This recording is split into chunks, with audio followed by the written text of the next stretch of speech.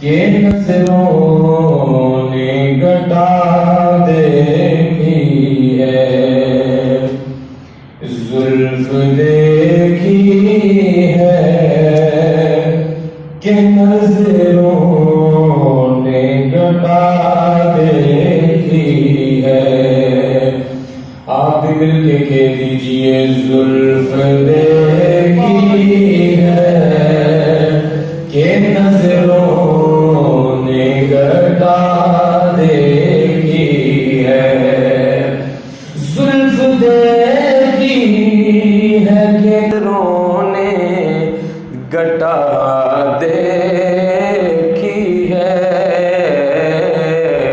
لٹ گیا جس نے محمد کی ادا دیکھی ہے، جو لٹ گیا ہے وہ مل کے کہہ دے، لٹ گیا جس نے محمد کی ادا دیکھی ہے، اور اپنے چہرے کو چھپانا نہ اے میرے آقا، اپنے چہرے کو چھپانا نہ اے میرے آقا،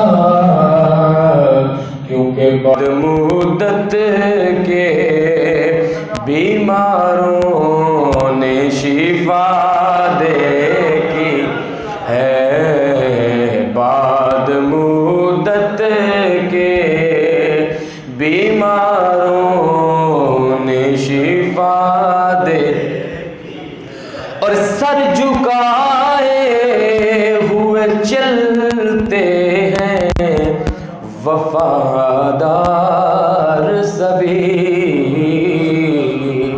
سر جھکائے ہوئے چلتے ہیں وفادار سبھی،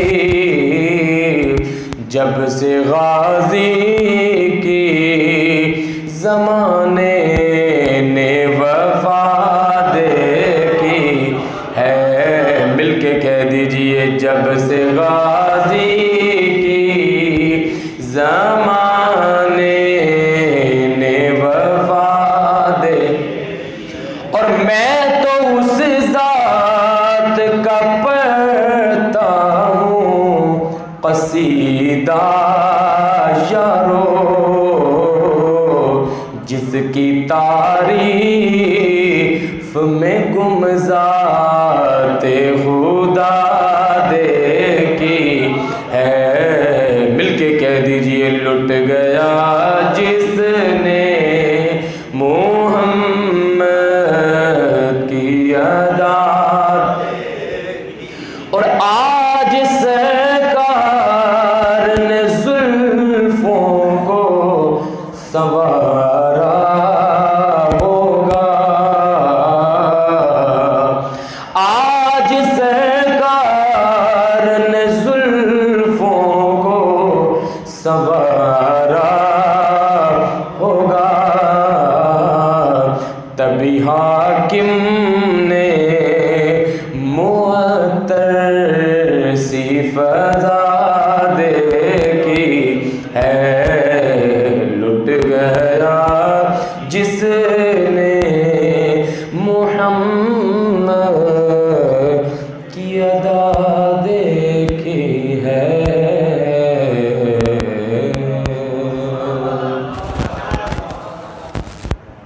اللہ تبارک و تعالی جل جلالہ وعم نوالہ وآزم شانہ واتم برہانہ کی حمد و ثنا، درود نبی اکرم شفیع معظم نور مجسم نبی محترم تاجدار انبیاء حبیب کبریا شافع روز جزا شب اسرا کے دولہا مار کے ارد و سرا سرور کائنات فخر موجودات باعث تخلیق کائنات زینت بزم کائنات سرور سرگران سیاح لامکان حضور قائد المرسلین خاتم النبیین جناب احمد مجتبی محمد مصطفیٰ صلی اللہ علیہ وآلہ وسلم کے دربار گوہربار میں درود و سلام کا نذرانہ پیش کرنے کے بعد میرے انتہائی واجب الاحترام عزیز ساتھیوں، آج جمعۃ المبارک کا انتہائی رحمتوں برکتوں والا دن ہے، اور آپ سب کے یہ بھی علم میں ہے کہ اللہ تعالیٰ کے فضل و کرم سے ماہ ربیع الاول کی آمد ہے، اور جو غلامان مصطفیٰ صلی اللہ علیہ وآلہ وسلم ہیں وہ ہر چیز سے بڑھ کر مدینے کے تاجدار جناب احمد مجتبی محمد مصطفیٰ صلی اللہ علیہ وسلم کے ساتھ محبت کرتے ہیں، اور محبت مصطفیٰ پر ہی ہم سب کو فخر ہے، ہمیں ناز ہے، اپنے اعمال پر تو کوئی ناز نہیں ہے۔ یہ وہ مہینہ ہے جس مہینے کا صدقہ اللہ تعالیٰ نے باقی مہینوں کو بنایا، اور مدینے کے تاجدار کی آمد کا دن وہ دن ہے کہ جس دن کا صدقہ اللہ تبارک و تعالیٰ نے باقی دن بنائے، اور یہ وہ ذات ہے کہ جس ذات کا صدقہ اللہ تبارک و تعالیٰ نے پوری کائنات کے نظام کو بنایا ہے اور سجایا ہے۔ تو میں چاہوں گا کہ آج میلاد مصطفیٰ صلی اللہ علیہ وسلم کی جو حقیقت ہے قرآن و احادیث سے آپ کے سامنے بیان کی جائے۔ دعا ہے اللہ تبارک و تعالیٰ مجھے سچ کہنے کی توفیق عطا فرمائے، سن سنا کر مجھے اور آپ سب کو اس پر عمل کرنے کی توفیق عطا فرمائے۔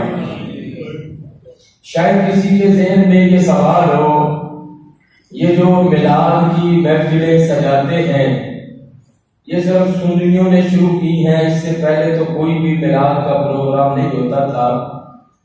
تو یہ بات یاد رکھیں کہ میلاد کہا جاتا ہے حضور صلی اللہ علیہ وسلم کی پیدائش کو بیان کرنا، آپ کے کمالات کو بیان کرنا، آپ کے معجزات کو بیان کرنا، یہی یوں کہہ لیں کہ جس محفل میں بھی اللہ کے محبوب صلی اللہ علیہ وسلم کا تذکرہ ہو ہم اس کو محفل میلاد کہتے ہیں۔ تو سب سے پہلے جس ذات نے اللہ کے محبوب صلی اللہ علیہ وآلہ وسلم کا ذکر فرمایا ہے وہ خود رب کائنات کی ذات بابرکات ہے۔ اللہ تعالیٰ نے خود سب سے پہلے اپنے محبوب کا ذکر فرمایا۔ عالم ارواح میں اللہ تبارک و تعالیٰ نے انبیاء کی روحوں کو بلایا۔ جیسے ہم جس عالم میں رہ رہے ہیں یہ عالم دنیا ہے، قبر کا جو عالم ہے وہ عالم برزخ ہے، اور ایک عالم ارواح ہے جہاں پر روحیں ہوتی ہیں۔ اب بھی قیامت تک جتنے لوگوں نے دنیا میں آنا ہے سب کی روحیں عالم ارواح میں موجود ہیں۔ اس عالم ارواح میں اللہ تبارک و تعالیٰ نے سب انبیاء کرام کو بلایا، اور بلا کر اللہ تعالیٰ نے ان سے وعدہ لیا، کہا وَإِذْ أَخَذَ اللَّهُ مِيثَاقَ النَّبِيِّينَ لَمَا آتَيْتُكُم مِّن كِتَابٍ وَحِكْمَةٍ ثُمَّ جَاءَكُمْ رَسُولٌ۔ اللہ تعالیٰ فرماتا ہے حبیب صلی اللہ علیہ وسلم یاد کریں کہ جب نبیوں کو بلا کر ہم نے وعدہ لیا تھا کہ نبیوں کو کہا میں تمہیں کتاب بھی عطا فرماؤں گا، حکمت بھی عطا فرماؤں گا، کمالات عطا فرماؤں گا، معجزات عطا فرماؤں گا۔ حضرت آدم علیہ السلام سے لے کر حضرت عیسیٰ علیہ السلام تک سارے انبیاء اور رسول ان کی ارواح موجود ہے، اور اللہ تعالیٰ نے کہا میں تمہیں کتاب حکمت عطا فرماؤں گا، کمالات اور معجزات عطا فرماؤں گا، اور فرمایا ثم جاءکم رسول مصدق لما معکم لتؤمنن بہ ولتنصرنہ۔ فرمایا کہ رسولوں سارے کمالات معجزات دوں گا، لیکن اگر تم میں سے کسی کی موجودگی میں میرا آخری رسول آ گیا تو تم نے اس پر ایمان بھی لانا ہے، اس کی مدد بھی کرنی ہے۔ اب یہ دیکھیں یہ قرآن مجید ہے، سورۃ آل عمران ہے اور اس کی آیت نمبر 81 ہے، اس کے ابتدائی الفاظ جو میں نے تلاوت کیے تو فرمایا اللہ تعالیٰ سب سے پہلے انبیاء کو بلا کر، رسولوں کو بلا کر اپنے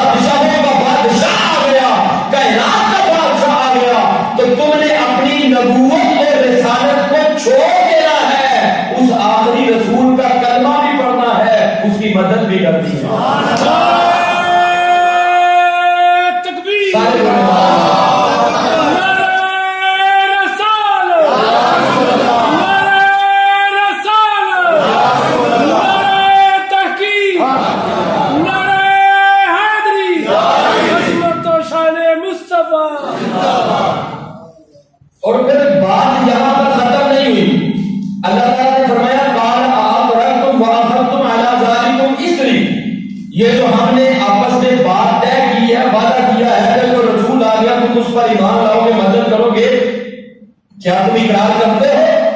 اس وعدے کو تسلیم کرتے ہو؟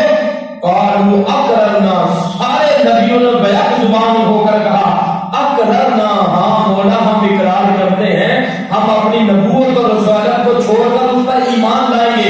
اگلا جو قرآن کا جملہ ہے وہ بڑا دلچسپ ہے۔ اللہ نے فرمایا قال فاشهدوا وانا معكم من الشاهدين، فرمایا کہ یہ جو ہم نے مصطفیٰ والا وعدہ کیا ہے یہ معمولی وعدہ نہیں ہے، تم سارے گواہ ہو جاؤ، میں بھی تمہارے ساتھ گواہوں میں شامل ہوں۔ اور آگے کیا فرمایا؟ فرمایا فمن تولى بعد ذلك فاولئك هم الفاسقون۔ اب یہ محفل برخاست ہونے کے بعد جو اس وعدے سے مکرے گا، پھر جائے گا، وہ نافرمان ہوگا، وہ فاسق ہوگا۔ نبیوں کو اللہ کہہ رہا ہے کہ وعدے سے پھر گیا تو وہ فاسق ہوگا۔ پتہ چلا نبیوں کی نبوت بھی مصطفیٰ کا صدقہ ہے، رسولوں کی رسالت بھی مصطفیٰ کا صدقہ ہے۔ فرمایا تو جو عزت چاہتا ہے اس کو چاہیے کہ مدینے کے تاجدار کا غلام بن جائے، جو اس وعدے سے پھرے گا وہ فاسق ہو جائے گا۔ پتہ چلا مقام مصطفیٰ کا نبی بھی انکار کرے، حالانکہ وہ کرنے والے تو نہیں، لیکن ہمیں بتایا جا رہا ہے کہ اگر وہ وعدے کا انکار کریں گے تو وہ بھی فاسق ہو جائیں گے، نافرمان ہو جائیں گے۔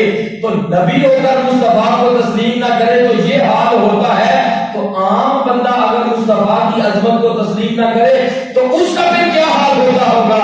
اور جو مصطفیٰ سے محبت ہے وہ قبر میں بھی کام ہے یاب ہے، حشر میں بھی کامیاب ہے۔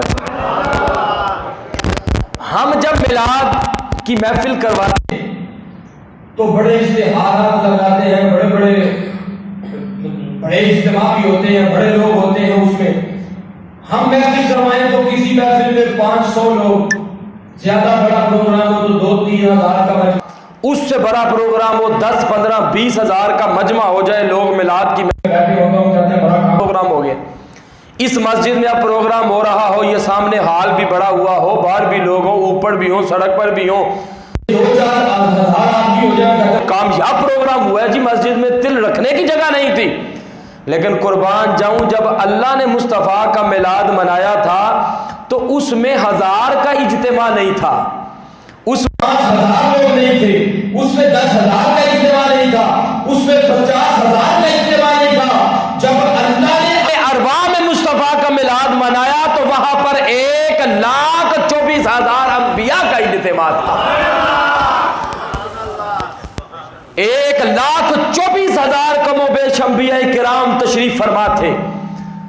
اور پھر اگلی بات یہ ہے کہ جب ہم میلاد کی محفل کرتے ہیں تو اس میں ہر طرح کے لوگ ہوتے ہیں، نمازی ہوتے ہیں، بے نمازی بھی ہوتے ہیں، اللہ تعالیٰ سب کو نمازی بنائے ہیں، نمازی بھی ہوتے ہیں، بے نمازی بھی ہوتے ہیں، بعض اوقات شراب پینے والے بھی اس میں آتے ہیں، سگریٹ پینے والے بھی آتے ہیں، دھوکہ فراڈ کرنے والے بھی آتے ہیں، کچھ تہجد گزار بھی ہوتے ہیں، اولیاء بھی ہوتے ہیں، علماء بھی ہوتے ہیں، یعنی ہر طرح کے لوگ ہوتے ہیں، گناہگار بھی ہوتے ہیں، نیکوکار بھی ہوتے ہیں، نمازی بھی ہوتے ہیں، بے نمازی، ہر طرح کے لوگ ہوتے ہیں۔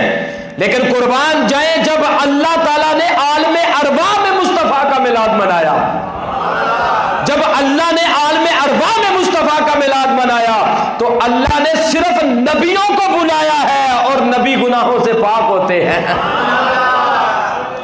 اللہ تعالیٰ نے پاکیزہ ارواح میں مصطفیٰ صلی اللہ علیہ وسلم کا ذکر کیا، نبیوں کو بلا کر، رسولوں کو بلا کر مصطفیٰ کا میلاد منایا ہے۔ پتہ چلا کہ اگر کوئی کہے میلاد نہیں منانا چاہیے تو سب سے پہلے فتویٰ تو پھر اللہ تعالیٰ پر جاتا ہے کہ جب یہ زمین بھی نہیں تھی، آسمان بھی نہیں تھا، انسان بھی نہیں تھا، دماغ بھی نہیں تھا، نباتات، جمادات، یہ چاند، سورج، ستارے، کچھ بھی نہیں تھا، جب اس وقت بھی اللہ تعالیٰ مصطفیٰ کا میلاد منا رہا تھا۔ اور میلاد کا میں نے کہہ دیا جس میں حضور صلی اللہ علیہ وسلم کی عظمت و شان کا ذکر ہو، سنی اس کو میلاد کی محفل کہتے ہیں۔ اب یہ میلاد کا مہینہ آ رہا ہے تو دیکھو بڑے لوگوں کو غریب یاد آئیں گے، بیوہ بروں کو یاد آئیں گی، دیکھو جی میلاد پہ اتنا پیسہ لگا دیے، اس سے کسی بیوہ کی شادی بھی تو ہو سکتی تھی، اتنے پیسے لگا دیے ہیں تو یہ کسی غریب کو تو بھی دیے جا سکتے تھے۔ میں نے کہا قربان جائیں تم ربیع الاول کے ربیع الاول غریبوں کا احساس کرتے ہو، سنی پورا سال غریبوں کا احساس کرتے ہیں۔ وہ تو جب ہم میلاد منانے لگے تو پھر تمہیں یاد آتا ہے غریبوں کو نہیں دیتے، اور خود لاکھ روپے کا موبائل ہاتھ میں پکڑا ہوا ہے، اس کو بھی تو کہا جا سکتا ہے 500 کا موبائل رکھو کام چل سکتا ہے، باقی بیچ کے غریبوں کو دو۔ اسی طرح ہم جو شادیوں پہ لاکھوں روپے لگاتے ہیں اس میں بھی تو نکاح کی جو سنت تقریب ہے وہ تو تھوڑے سے پیسوں میں ہو جاتی ہے، باقی غریبوں کو کیوں نہیں دیتے؟ پتہ چلا کہ وہ میلاد نہ منانے کے بہانے ہیں، یہ نہیں، غریبوں کا خیال نہیں رکھنا چاہیے، جو غریبوں کا حصہ ہے غریبوں کو ملنا چاہیے، جو میلاد کا حصہ ہے وہ میلاد پہ خرچ ہونا چاہیے۔ محبت سے بولو یا سبحان اللہ۔ غریبوں کا احساس بھی کرنا چاہیے، اس طرح تو پھر کوئی کام بھی نہیں بندہ کر سکتا۔ یہ مسجد پہ آپ ٹائل لگوانے لگے تھے، ہم کہیں جی غریبوں کو یہ پیسے دے دیں، اللہ کا گھر تو کچا بھی ہو تو گزارا ہو سکتا ہے۔ آپ سوٹ لینے لگے، آپ کہیں بھئی 200-300-400 کا سوٹ بھی لے لو، تو یہ اوپر ویسٹ کوٹ کی کیا ضرورت ہے، تو پگڑی کی کیا ضرورت ہے، یہ پیسے غریبوں کو دے دو۔ اس طرح تو پھر بندہ کوئی کام بھی نہیں کر سکتا۔ تو شرعی طور پر مسئلہ یہی ہے کہ جو آپ مال کماتے ہیں اس میں آپ کا بھی حق ہے، بچوں کا بھی حق ہے، غریبوں کا بھی حق ہے، غریبوں کا حق ان کو دو، بچوں کا حق ان کو دو، بیوی کا حق اس کو دو، جو اپنا حق ہے وہ اپنے پاس رکھو، جو اللہ کے گھر کا حق ہے وہ وہاں پر دو، اور جو میلاد کا حصہ ہے وہ مصطفیٰ کے میلاد پر خرچ ہونا چاہیے۔ اس لیے حاضرین محترم، اللہ تعالیٰ خود مصطفیٰ صلی اللہ علیہ وسلم کا میلاد منا رہا ہے، اور قرآن مجید میں ایک اور مقام پہ اللہ تعالیٰ کیا فرماتا ہے؟ پورا قرآن اٹھا کر دیکھے، کسی جگہ پر اللہ تعالیٰ نے یہ ذکر نہیں فرمایا میں نے تمہیں آنکھیں عطا فرمائی تو تم پر احسان فرمایا۔ حالانکہ آنکھیں اللہ تعالیٰ کی بہت بڑی نعمت ہے، ہاتھ بڑی نعمت ہے، پورے قرآن میں نہیں کہا تمہیں ہاتھ دیے تو احسان فرمایا، پاؤں بہت بڑی نعمت ہے، کسی جگہ پہ نہیں فرمایا تمہیں پاؤں عطا فرمایا، احسان فرمایا۔ لیکن جب اللہ تعالیٰ نے ہمیں اپنا محبوب عطا فرمایا تو قرآن میں اللہ تعالیٰ نے فرمایا لَقَدْ مَنَّ اللَّهُ عَلَى الْمُؤْمِنِينَ إِذْ بَعَثَ فِيهِمْ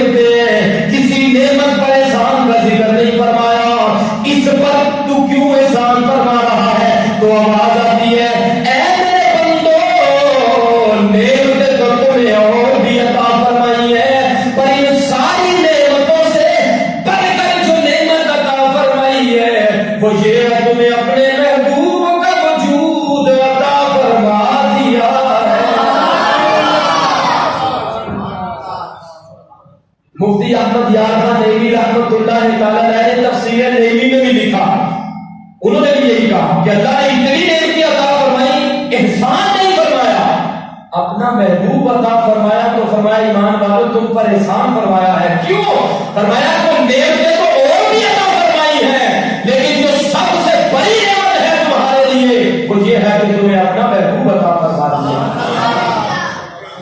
تو اتنی شانوں والا، اتنی عظمتوں والا رسول عطا فرمایا ہو اللہ نے، تو پھر ہم کیوں نہ میلاد منائیں؟ اسی لیے پھر ہم کہتے ہیں کہو تو چھوڑ دیں گے ہم جہاں کی محفلیں ساری، کہو تو چھوڑ دیں گے ہم جہاں کی محفلیں ساری، مگر میلاد کی محفل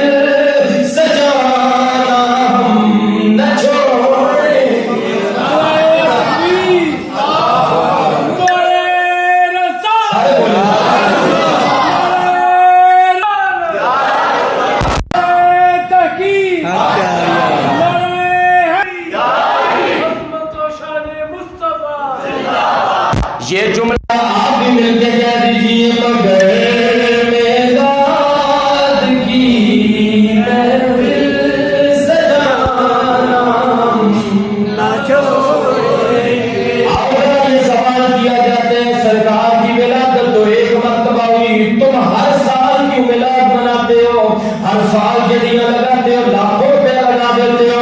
میں نے کہا آؤ سنو، بخاری شریف کتاب و صوم میں روایت موجود ہے. اللہ کے محبوب صلی اللہ علیہ وسلم نے فرمایا اذا دخل شهر رمضان فتحت ابواب السماء غلقت ابواب جهنم وسلسلت الشياطين. جب بھی رمضان المبارک کا مہینہ شروع ہوتا ہے دوزخ کے دروازے بند ہو جاتے ہیں، جتنے بھی شیاطین ہیں ان کو چکر دیا جاتا ہے، آسمان اور جنت کے دروازے کھل جاتے ہیں. یا اللہ تو کیوں جنت کے دروازے کھول دیتا ہے، دوزخ کے دروازے کیوں بند ہوتے ہیں؟ آواز قدرت آتی ہے. تمہیں پتہ نہیں ہے رمضان المبارک کا مہینہ وہ مہینہ ہے جس مہینے میں قرآن نازل ہوا. تو میں نے کہا جس مہینے کو قرآن آئے اللہ تعالیٰ رحمتوں کے دروازے کھول دیتا ہے. تو ربیع الاول کا مہینہ وہ مہینہ ہے جس میں صاحب قرآن آیا ہے. اب رمضان المبارک میں قرآن تو ایک مرتبہ نازل ہوا. بولو کتنی مرتبہ؟ ایک مرتبہ نازل ہوا. لیکن حدیث بخاری کی ہے، دکھانا میرا کام ہے. ہر سال جب وہ مہینہ آتا ہے، جب لیلۃ القدر کی رات آتی ہے، اللہ رحمتوں کے دروازے کھول دیتا ہے، برکتوں کے دروازے کھول دیتا ہے. فرمایا قرآن تو ایک رات میں ہی آیا ہے لیکن اس رات کو ہم نے فضیلت ہمیشہ کے لیے عطا فرما دی ہے. تو میں نے کہا اسی طرح مدینے کے تاجدار بھی ایک مرتبہ ہی رہے ہیں لیکن 12 ربیع الاول کو فضیلت اللہ نے ہمیشہ کے لیے عطا فرما دی. آپ کو بات سمجھ آئی کہ نہیں ہے؟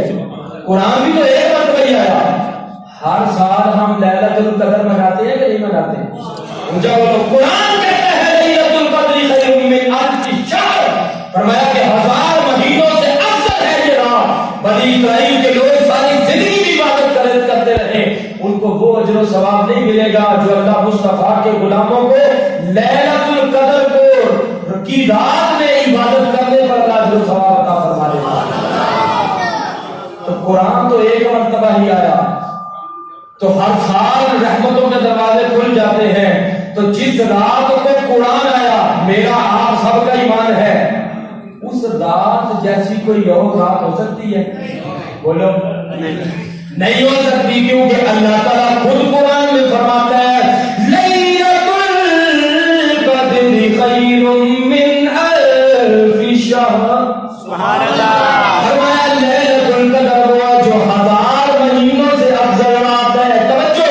تو میں نے کہا جس رات کو قرآن آئے اس رات جیسی کوئی اور رات نہیں ہے. تو جس رات کو قرآن والا آیا اس رات جیسی بھی کوئی اور رات نہیں. بلکہ اللہ تعالیٰ نے جو زمین کا نظام سجایا تو مصطفیٰ کا صدقہ، آسمان کا نظام سجایا تو یہ جتنا بھی نظام سجایا ہے اللہ نے اپنے محبوب کا صدقہ یہ نظام سجایا. تو پھر مجھے کہنے دیجیے عشق سچا نصیب اے عاشق زادہ، عاشق عشق ضرور نل سجدہ سولی چل جانا پیٹ کھل جانا تے تختہ دار منصور نل سجدہ رات سجدی نال تاریا دے تے دل سورج دے نور نل سجدہ قسم رب دی سچ شان آگا تے سارا جگ حضور نل سجدہ. حضرت سیدنا عمر فاروق رضی اللہ تعالیٰ عنہ ان کو ایک یہودی نے کہا، انہوں نے کہا کہ تم تو خوش نصیب ہو کہ تمہارے قرآن میں ایک ایسی آیت موجود ہے، اگر وہ آیت ہمارے پاس ہوتی تو ہم اس دن عید مناتے. ہم کیا کرتے ہیں اس دن عید مناتے ہیں. یہودی نے حضرت عمر فاروق کو کہا, بخاری شریف میں موجود ہے, تمہارے قرآن میں ایک ایسی آیت ہے, اگر ہمارے پاس ہوتی تو ہم اس دن عید مناتے. وہ آیت کون سی ہے؟ سورۃ المائدہ, اس کی آیت نمبر 3 ہے. جب اللہ کے رسول صلی اللہ علیہ وسلم نے میدان عرفات میں اپنی زندگی کا آخری خطبہ دیا, ایک اونٹنی پر سوار تھے, 1.25 لاکھ صحابہ کرام موجود تھے, سب کو آپ نے خطبہ دیا اور خطبہ دے کر آپ نے فرمایا, مولا تو گواہ ہو جا, میں نے تیرا پیغام لوگوں تک پہنچا دیا. لوگوں سے بھی پوچھا کیا میں نے پیغام پہنچا دیا؟ سب نے کہا پہنچا دیا. اس موقع پر یہ آیت نازل ہوئی, الیوم اکملت لکم دینکم نعمتی ورضیت لکم الاسلام دینا.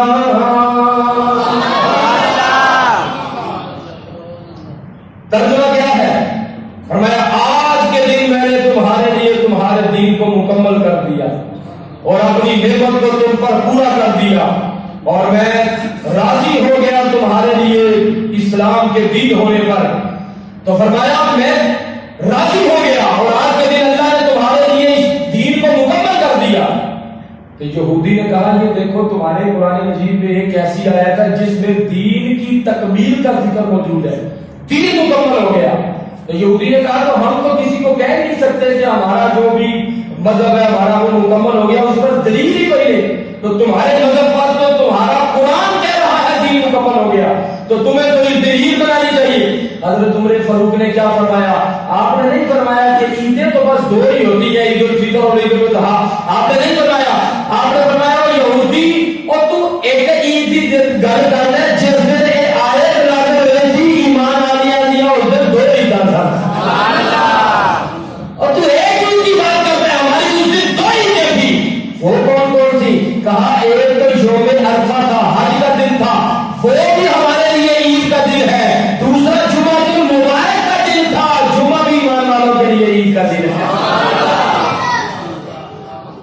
آپ اگر کوئی بندہ کہے کہ عیدیں تو صرف 2 ہی ہیں, عید الفطر عید الاضحیٰ, عید میلاد النبی کدھر سے آ گئی؟ تو حضرت عمر فاروق نے قیامت تک آنے والے مسلمانوں کا مسئلہ حل کر دیا.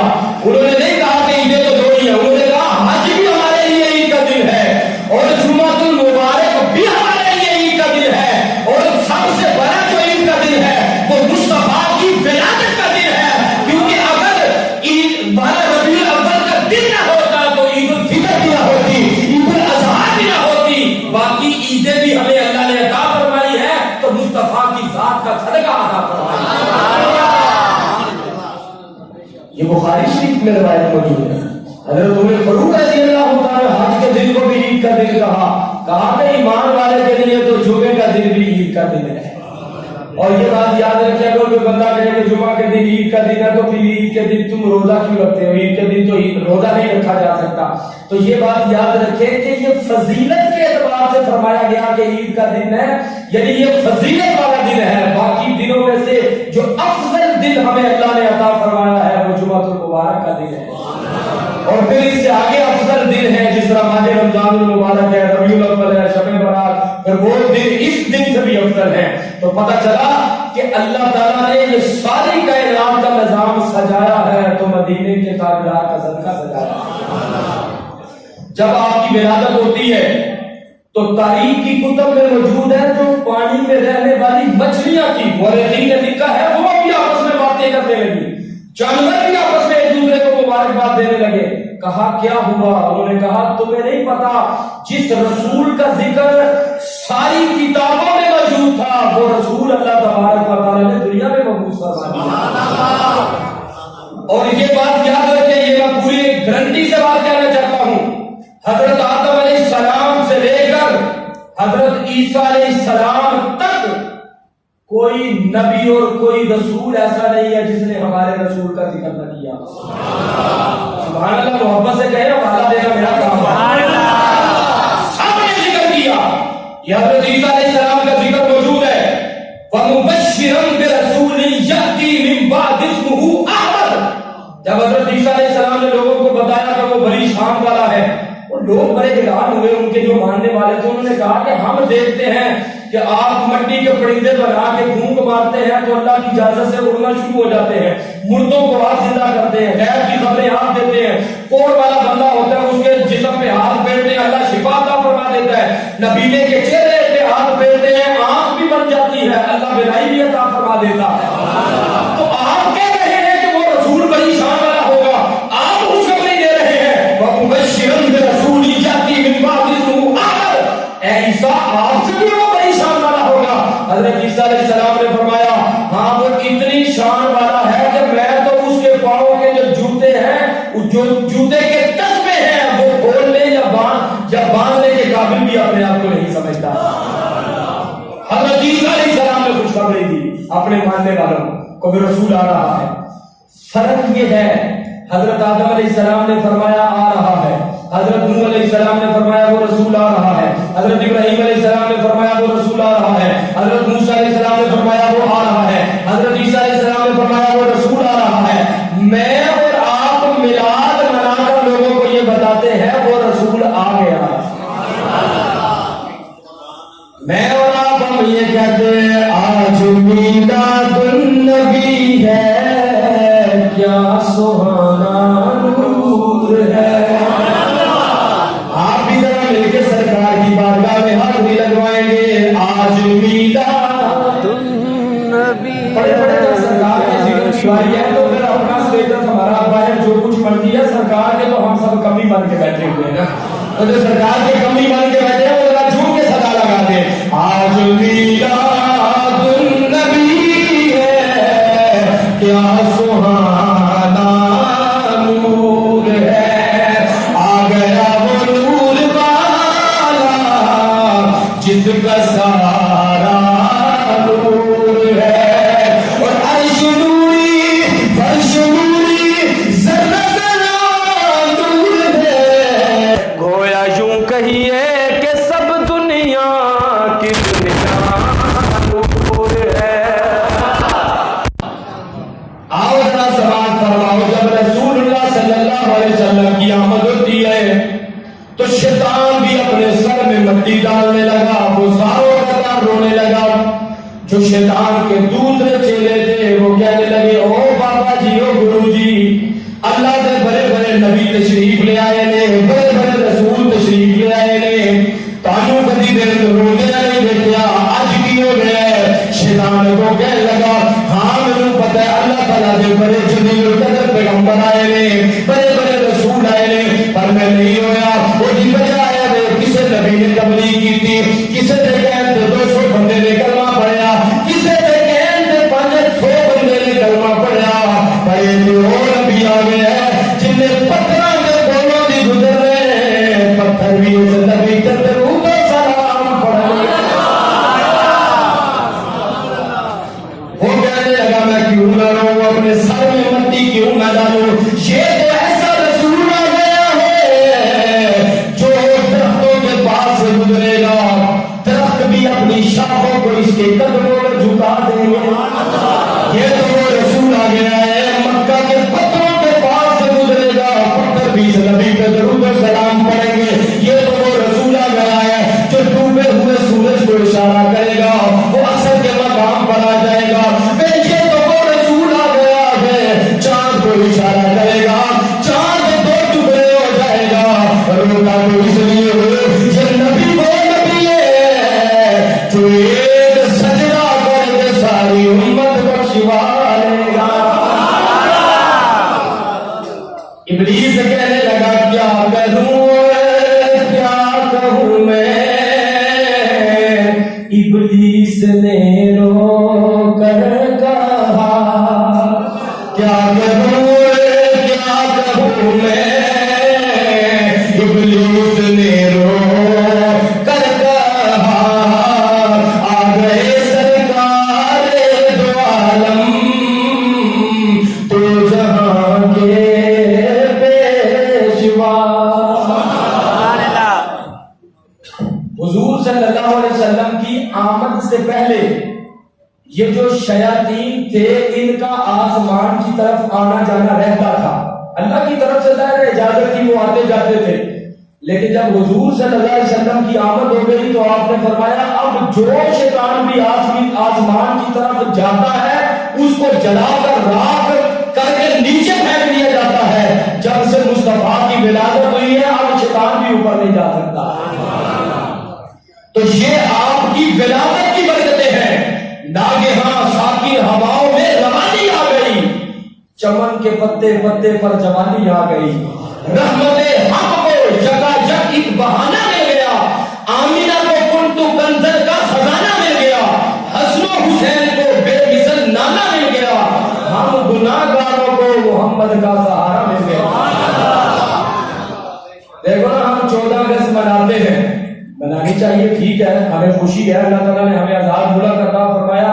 اور آزادی کی قدر تو وہی جانتا ہے کہ جو کشمیر میں رہتا ہے, جو برما میں رہتا ہے, جو فلسطین میں رہتا ہے. اللہ اس میلاد کا صدقہ سارے مسلمانوں کو آزادی عطا فرمائے. اپنے آپ کو کشمیر کے مسلمانوں کی جگہ پر رکھے نا, ہم وہاں پر ہوتے تو کیا حال ہوتا. 2 دن ہمیں قید رہنا پڑ جائے تو کیا حال ہوتا ہے. کورونا کے دنوں میں ہم رہے تو لوگ گھروں میں رہ رہے کے بیمار ہونا شروع ہو گئے تھے. اللہ کا کرم ہے کہ ہمیں اللہ نے ملک عطا فرمایا. تو میں نے کہا 14 اگست کو اللہ نے ایک ملک عطا فرمایا.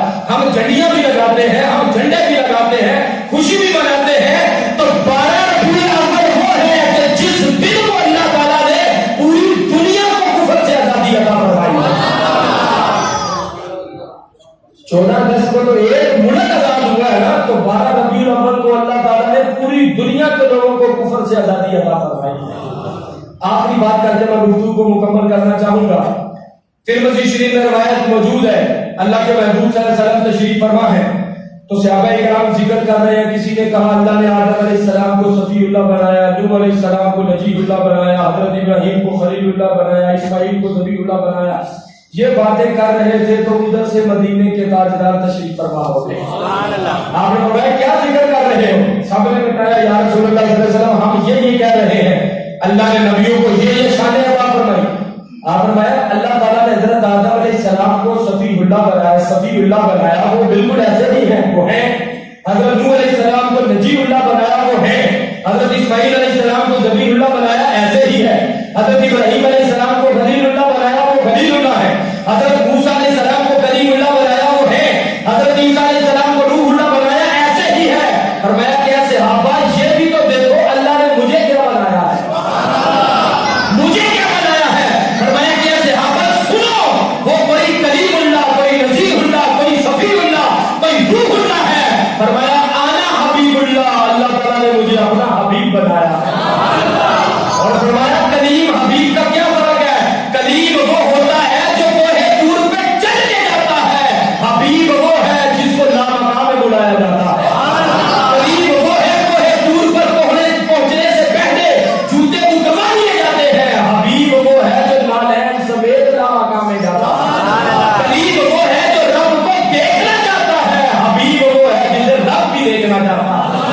کلیم وہ ہے جو رب کی رضا چاہتا ہے, اور حبیب وہ ہے جس کی رضا رب بھی چاہتا ہے. آپ نے فرمایا مجھے اللہ نے حبیب بنایا ہے.